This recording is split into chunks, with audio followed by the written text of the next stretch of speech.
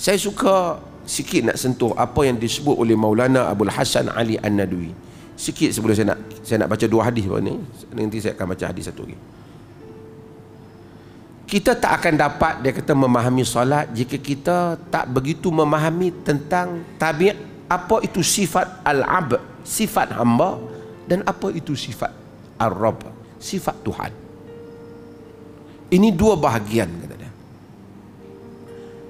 Allah jadikan hamba dengan Allah ni, apabila kita semua berhubung dengan Allah. Solat kita berhubung dengan Allah, zikir kita berhubung dengan Allah, baca Quran, kita tawaf, kita sa'i, kita haji, jiwa kita berhubung dengan Allah. Perhubungan insan dengan Allah ini sangat ajaib, tak dapat kita lafazkan dengan kata-kata. Jika kita renung diri kita, ajaib hubungan ni, sangat gharib wa farid, sangat pelik dan sangat unik. Kita bercinta dengan Tuhan tak seperti mana kita kasih pada manusia. Ketika kita berbicara dengan Tuhan, dengan Allah Jalla wa'ala, tak sama dengan ketika kita berbicara dengan orang lain.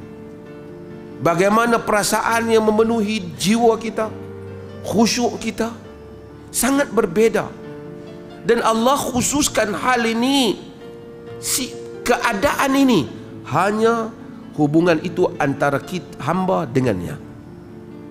Siapa yang tidak pernah merasai hubungan manis antara dia dengan Allah, dia gagal di dalam semua amal ibadatnya.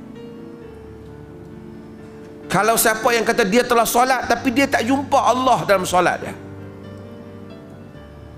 dia tahu habis dah sembahyang, lepas tu dia nak balik, berarti dia tidak menemui makna salat.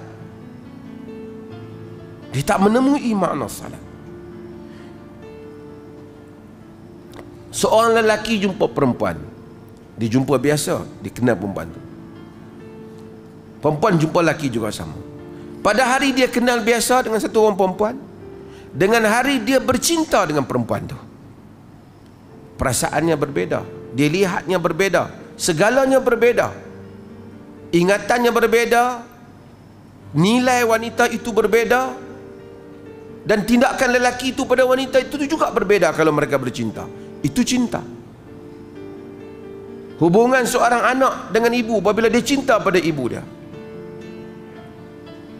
Kita heran, kadang-kadang orang yang tak tahu, mungkin orang yang tak faham, bagaimana satu ibu sanggup buat satu pengorbanan.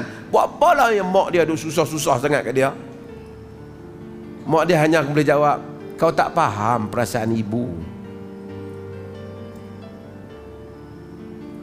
Cinta itu antara manusia. Apabila hamba dia berkorban untuk Allah, apabila dia khusyuk dalam solatnya, kemudian hasil daripada solat dia keluar,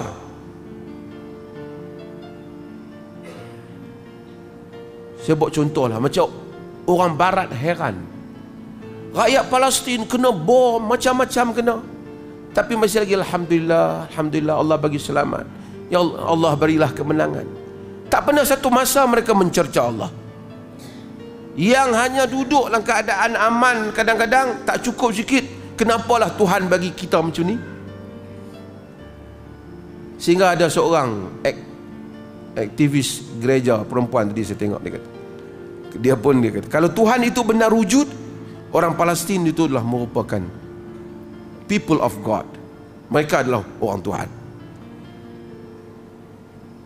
Pasal orang lain Islam pun macam tu mungkin, tapi tidak, mereka tak pernah tengok bagaimana orang Islam dalam segala keadaan, susah pun Alhamdulillah, bom kena pun Alhamdulillah, anak dia mati pun inna lillahi, tidak pernah mereka mencerca.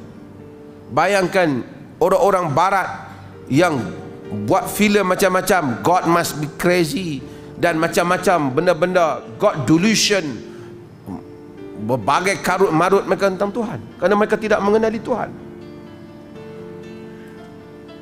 Penipuan Tuhan, Tuhan tak betul. Maka mereka tak memahami mengapa orang Islam begitu sakral, begitu mensakralkan agama mereka. Kenapa orang Islam?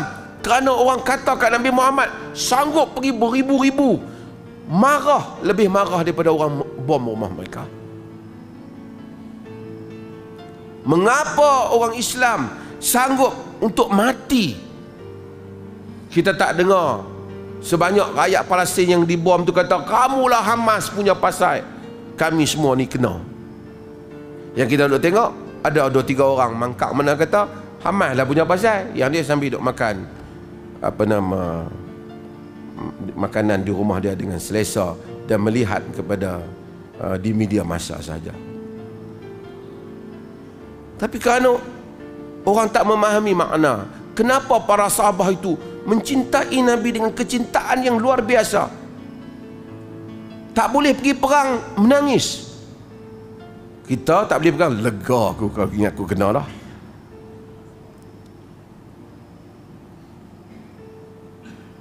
Sebab satu hubungan yang tidak dapat dipahami.